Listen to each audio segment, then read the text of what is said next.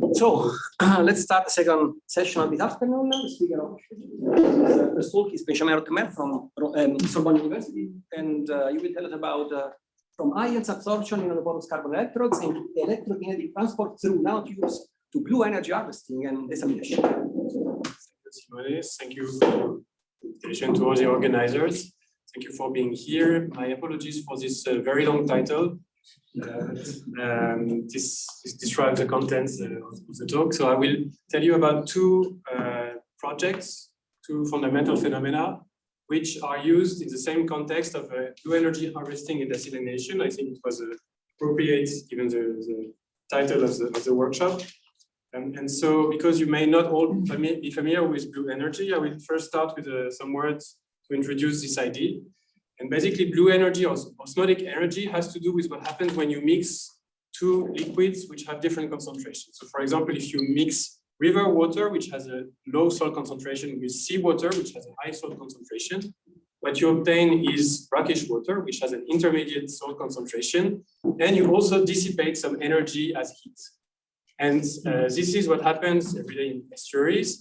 And the order of magnitude of the energy that is dissipated, which corresponds to the mixing free energy of the two solutions, is quite significant. So it's about 2 kilojoules per liter of solution.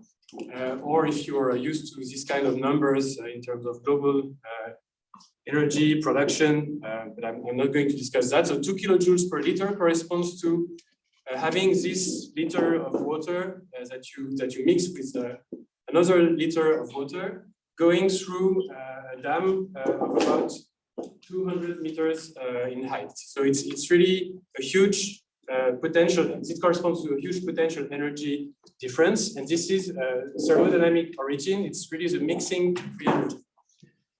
This is dissipated every day in all estuaries worldwide. And for example, if you only consider the Amazon River, which has a huge water flow, there is a loss power of about 1 terawatt, which is of course huge. And we're never going to harvest all this power in any estuary and in all the estuaries of the world. But it's estimated that a realistic hope is to be able to harvest, if we could harvest it, about 1 to 2 terawatts worldwide.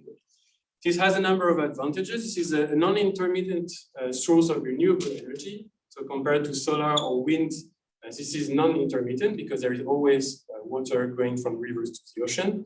And there are in principle various sources of salinity gradients in estuaries or brines that are produced in other industrial contexts. And the main question is, of course, how to harvest this energy. There have been several ideas to do that. Actually, I forgot to mention that this idea is very old, almost 70 years old now, that you could harvest or produce energy by mixing salt and fresh water. And the initial technologies that were developed to do so were based on membranes. And there are basically two main concepts. So one is called pressure retarded osmosis, PRO, or reverse electrodialysis, RED. I'm not going to describe them in details, but they are in fact relatively inefficient, and you can only extract a few watts per square meter of the membranes. Of course, the idea of using membranes is very tempting because you can stack a lot of these membranes in a small volume, so you can have a lot of surface in a given volume, and then you can, of course, add a few watts per square meter, multiply that by the total area that you have in your plant, but it's quite inefficient. And before I go to the other process that I'm going to discuss today, I should also mention that the reverse process is called desalination. So you start with some water at an intermediate salt concentration, and you use some energy, you spend some energy to produce fresh water. This is what you want in the end when you desalinate water, and of course some brine, because the ions have to go somewhere. And the technologies that are used worldwide nowadays are also based on membranes, and that works, but it consumes a lot of energy. So it's rather inefficient, and there is a need to increase the energy efficiency of these processes. So the first part of my talk will be devoted to one particular process that has been proposed more than 10 years ago by Bergerli, which is called capacitive mixing. And the idea is to use the ion adsorption in porous electrodes, and in particular nanoporous electrodes. And it works like your thermal engine in your car, unless you have an electric car now. But the idea is to make cycles where you charge and discharge a capacitor by changing the electrolyte along the way. So you charge your capacitor with concentrated electrolytes. You then open your circuit and flush with fresh water and discharge with the fresh water. And then you open the circuit again and flush with salty water. And if you think about what happens during that process, in the voltage and charge plane, which is represented here, you make a cycle, and you have two lines, so two parts of this cycle. In the first and third part, you have two lines that have different slopes, which correspond to the different capacitances of the two systems. So when you change the electrolyte, you change the capacitance of your capacitor, and because they have different capacitances, the energy that you can extract per cycle corresponds to the shaded area. And it is given here in terms of the two capacitances and the voltage you apply. But the main point is that the two capacitances here are different, which allows you to extract some energy during a cycle where you both spend and collect energy. And in order to make predictions for this cycle, in particular the capacitance in both states, you need to understand and predict the ion adsorption and the charge storage in these porous electrodes. And in particular, because the capacitance in principle is related to what happens at the interface. And so you want to increase the contact area between the liquid and solid. You want to have as small pores as possible. So going to nanoporous electrodes seems desirable. So in these communities, in particular for CAPMIX, engineers use typically Poisson-Boltzmann theory or modified Poisson-Boltzmann theory to predict the capacitance. And you're probably all familiar with Poisson-Boltzmann theory. So it's a mean field theory. You consider ions as point-like, treat electrostatic interactions at the mean field level. You can write some analytical equations that you can solve to predict the potential drop at the interface and the density profile of co and counter ions as a function of the position with respect to the wall. If you linearize this equation, you get the Bailey-Wood theory, which predicts that the decay of this quantity is exponential with a screening length, which depends on the permittivity of solvent, temperature, and the valence and concentration of your ions. The capacitance corresponding to the Bailey-Wood theory is proportional to the surface area as you expect, but also to the permittivity. It's inversely proportional to this device screening length. So it depends on concentration via screening length.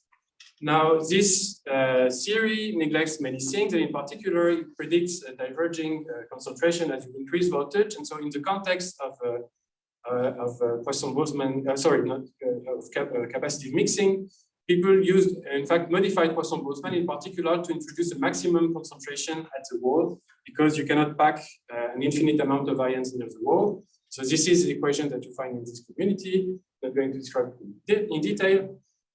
In capacitive deionization, people tend to use another approach to model the adsorption of the ions in the pores. And it's called the Donnan model or modified Donnan model. And the idea is because in this context you use lower salt concentrations and smaller pores, there is an overlap of the double layers on the various sides of the pore inside your materials. And so you cannot really use this theory even in other geometries. And so what people tend to do is to use a simple macroscopic description. They say that you have two phases, one which corresponds to your macroscopic reservoir with an external salt concentration and potential, and something that describes what happened inside the macropore. And you simply equate the two chemical potentials. This you can translate in terms of what is called the Donnan potential, which is basically the mean field electrostatic potential that counts for this chemical potential difference. And you express the capacitance in this modified Donnan model as a function of the salt concentration in the reservoir, the voltage between the electrodes, this Donnan potential, and some parameters that are here to take into account all the specific interactions occurring at the interface, some attractive part of the chemical potential and a Stern capacitance to really describe what happens in the direct contact between the fluid and the wall. And these parameters are usually fitted on experimental data. So you have some experimental data for the capacitance or the amount of salt you absorb in function of voltage, and then you parameterize this model in order to reproduce the results. So what we try to do is to make some predictions for a certain class of nanoporous carbon electrodes called carbide-derived carbons, which we had used previously and considered previously for supercapacitor applications with ionic liquids or organic electrolytes. But this time we wanted to see if we could make predictions for aqueous electrolytes too. And so this is how it looks like on a microscopic scale. So this is a snapshot from the structure we use for molecular simulations that I'm going to describe in the following slides. But first, we had colleagues, electrochemists in Toulouse, Patrice Simon and his group, who did experiments and measured the capacitance for several salt concentrations. I'm just showing you here the two largest salt concentrations. And we tried to estimate the capacitance based on the standard models from the literature. So either the Bi-Hugel theory, Poisson-Boltzmann, or this modified Donald model with parameters that are typically used in the literature for carbon materials. And you can see, not looking at the numbers in detail, that none of these models can really predict the magnitude of the capacitance and how it changes with the salt concentration. And this is not completely a surprise, of course, because all the theories, especially for the Bi-Hugel or Poisson-Boltzmann, that are not really appropriate for such nanoporous materials. This is not a surprise, but this is already an indication that probably these models should be used with caution for this type of materials. And then we thought, well, can we do better using molecular simulation? So I'm not going to describe all the details. I can give you more if you're interested. But there are several features that are important to model this kind of system. So here you have a typical simulation box with two nanoporous electrodes that are that take into account the complex structure. So these structures were not designed by ourselves, but by another group. And again, I can give you some more detail if you're interested. But one very important features to model this electrode is to take into account the polarization of the metal, of the electrode, by the presence of the electrolytes, due to the applied voltage. So we do simulations in the constant potential ensemble, and the local charge of the electrode atoms depends on the microscopic configuration of the electrolyte, which you can see on the bottom part. So here you see the local charge of the electrode atoms, and here you see only the configuration of the electrolyte. And we investigated a number of physical chemical parameters, so like the structure of the electrode, the salt concentration, which I'm going to describe today, also some ion-specific effects that I'm not going to describe today, and we investigated a number of properties like the capacitance, which I'm going to describe today, and for example, the salt absorption capacity, which is what matters for CDI, capacity deionization, the microscopic structure of the confined electrolyte, for example, the solvation of the ions in the pores, and all the charging derivatives. I'm only going to focus on the electric capacitance today. So the first thing to note is that doing these simulations, we can predict the capacitances that are in good agreement with the experiments, unlike the previous models. But one limitation of these simulations is that we can only perform simulations at high concentrations, because small concentrations would mean very large system sizes, which are not affordable. This is already quite costly. And so in order to extrapolate to lower concentration, what we did is to parameterize this modified Donald model, but not using experimental data, using our simulation results at high concentration. So we parameterize this modified Donald model to extrapolate our predictions to lower concentrations without experimental input. And what you can see is that we get a reasonable agreement with experiments, even for concentrations for which we did not do any simulations. Now, what does it mean in terms of predicting the energy per cycle that we can extract? So we can use this formula, which is a theoretical maximum amount of energy per cycle we could extract. using these numbers, so either with the Donald model from MD simulations or the experiments, and even though the agreement is not quantitative, you see that we have the correct order of magnitude, which was quite satisfactory. So this concludes the first part on this capacitive mixing. Now I'm going to switch to another strategy, which seems in fact more promising from the applications point of view, because this capacitive mixing is probably not going to be scalable in a very efficient way for energy harvesting, but it is promising for capacitive deionization. That's something that is still under investigation for CDI. So the other concept is based on using nanotubes through membranes, connecting two reservoirs with different concentrations. And this is an illustration from a review a few years ago by Eric Bocquet and co-workers. And they actually founded a startup based on this concept. And this startup has been growing ever since. And now they are to the stage that they are building a pilot plant. They announced last year a pilot plant to be built on the Rhone River. So this is really something that is more promising from the blue energy point of view. And this work really started from fundamental physics, where they could investigate the ionic current through single nanotubes that connect two macroscopic reservoirs, and the current can be measured in response to either a voltage between the two reservoirs, or a pressure difference, or a concentration difference, which is what drives the current in the blue energy context.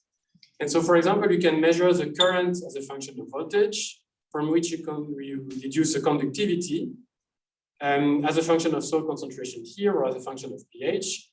You can also measure the current as a function of the pressure drop, from which you can deduce something which is called the zeta potential, which is an electrokinetic property.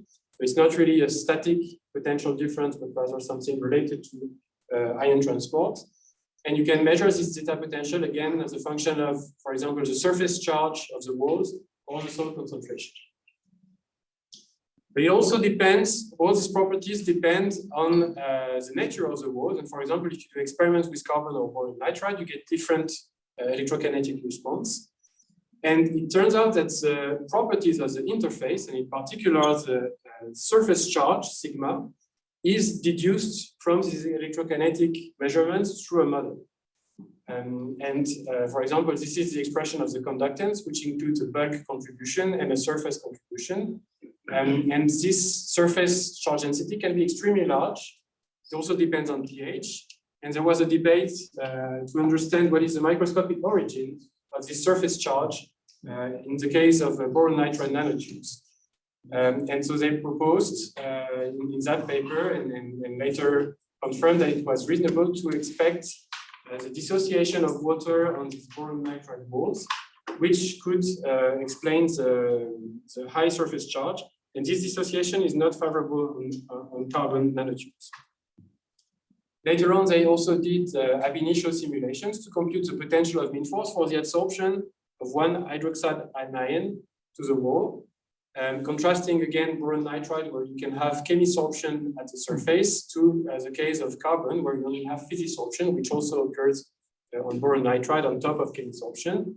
And for carbon nanotubes, for example, they showed that taking into account the mobility of the surface hydroxide gave better predictions of the ion conductance as a function of salt concentration.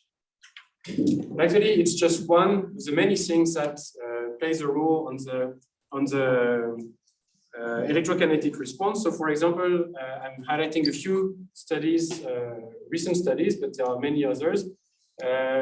Taking into account considering the effect of charge regulation, which depends on pH and salinity, ion adsorption, the surface charge distribution and its distribution on friction, because you have the surface charge which will induce the presence of counter ions and so the response to an electric field. But the flow and the current depend also on whether there is slip or no slip conditions at the wall, and this is controlled by the friction, which also depends on whether the wall is charged and how the charge distribution is in the wall. And finally, and this is the main factor that we wanted to consider, is the fact that the adsorbed ion may be mobile at the surface. So if it's chemisorbed, it's usually fixed at the wall. And if it's physisorbed, it can move along the surface. And this is what we wanted to investigate. And so we wanted to investigate the role of the hydroxide absorption on the electrokinetic response, contrasting chemi and physisorption to understand the difference between boron nitride and carbon nanotubes. To that end, we wanted to predict the surface conductivity, which is excess conductivity due to the presence of the charge of the walls, and the zeta potential, which is again the transport coefficient. And to do that, we use classical molecular simulations with some insights from ab initio. We parameterize the ion wall interactions using ab initio simulations.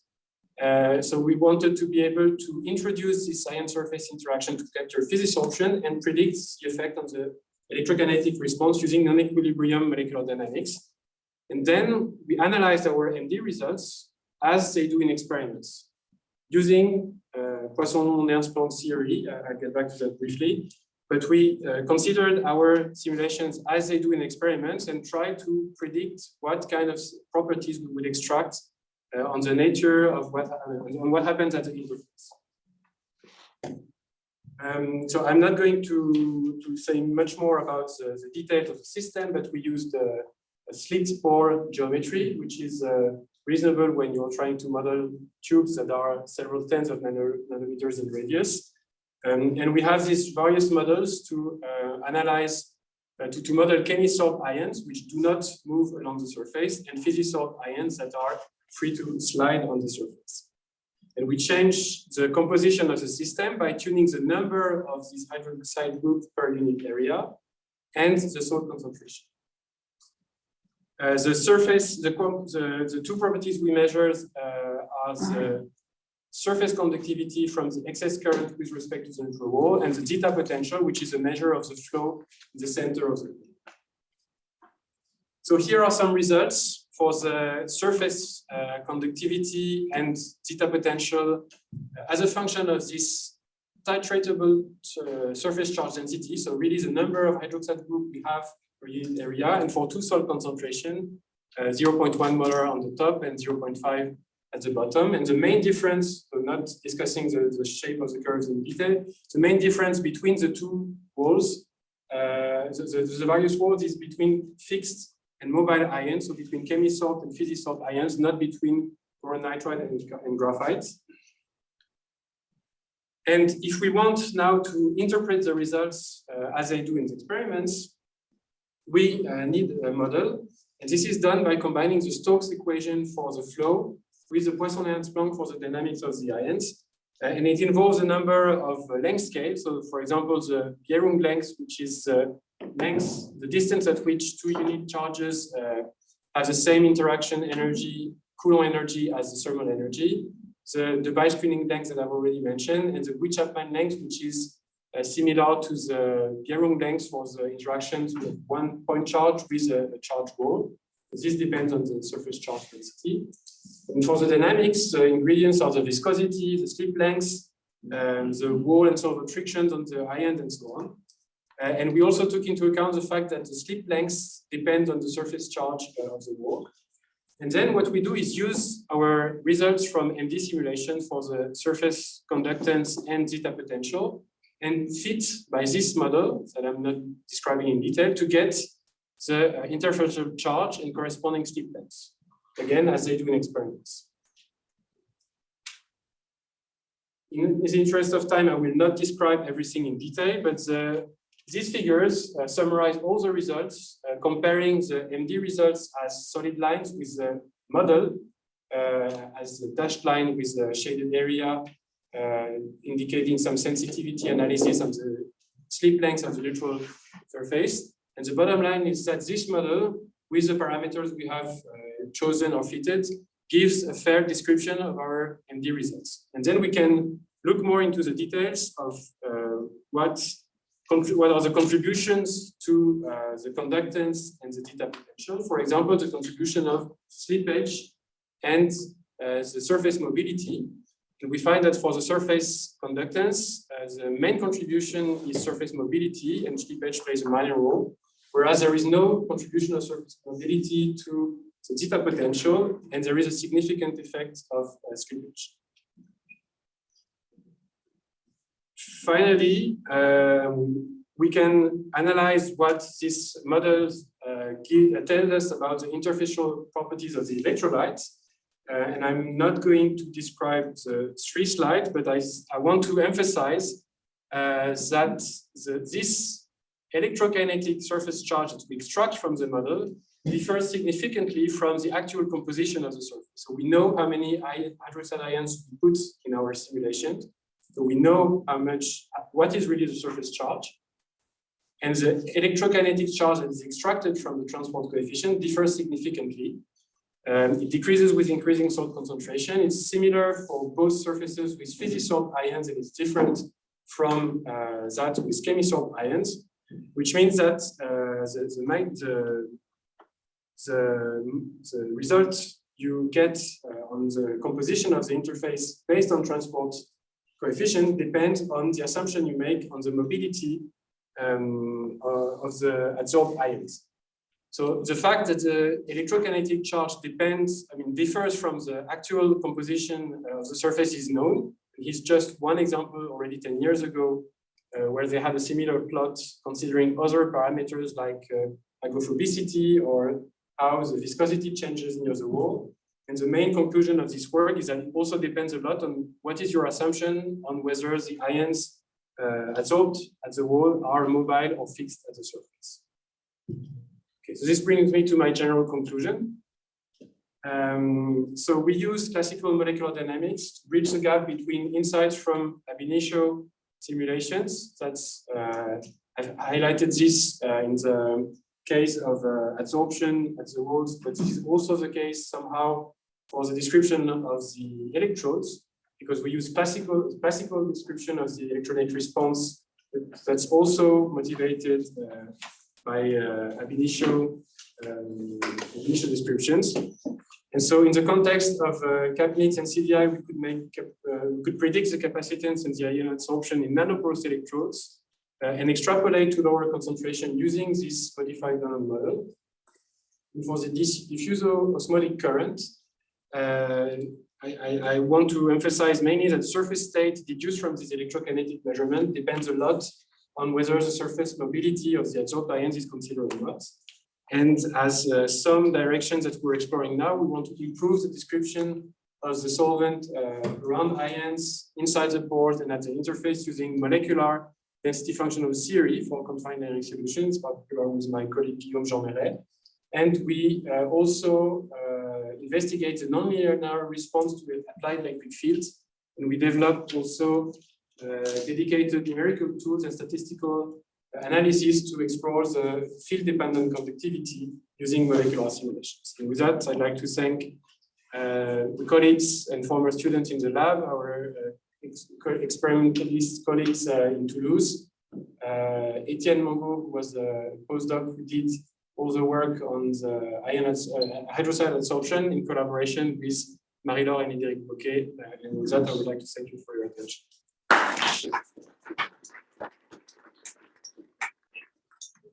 Time for one question.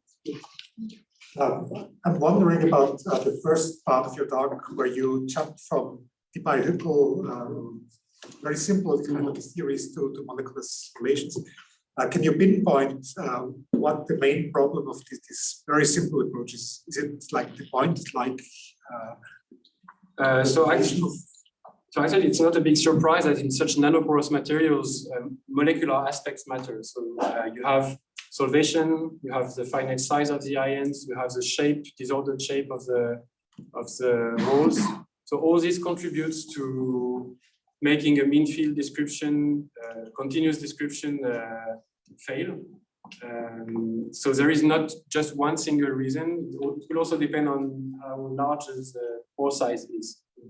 I mean, if you would just replace the point-like particles with finite-sized particles. So you can do a much better job, I think, even in this complex geometry with classical DFT. If you have a good functional to take into account the excluded volume and how it couples with electrostatics, you do already a much better job. You will miss other features like solvation because in such a description, a classical DFT description, you would use, for example, the permittivity of the solvent, which is probably not the most appropriate description in that case. You can do better if you have an explicit solvent in your DFT, and then you need to hope that that the functional will give you the correct answer even when you have a complex Poor geometry, which is not guaranteed.